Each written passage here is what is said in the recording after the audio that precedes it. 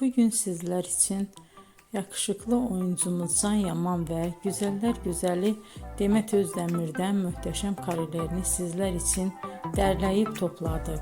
Can Yaman İnadına Aşk, Bay Yanlış, Dolunay, Erkenci Kuş dizi gibi dizilerde rol almış arkadaşlar ve herkes tarafından çok beğenilmişti. Biz de sizler için onların romantik karelerini derleyip topladık. Arkadaşlar, bu fotoların devamını gelmesini istiyorsanız emeğimize saygı olarak kanalımıza abone olup bol bol yorum yazmayı unutmayın. Arkadaşlar, bizi izleyen herkese teşekkür ederim. Bizden bu kadar.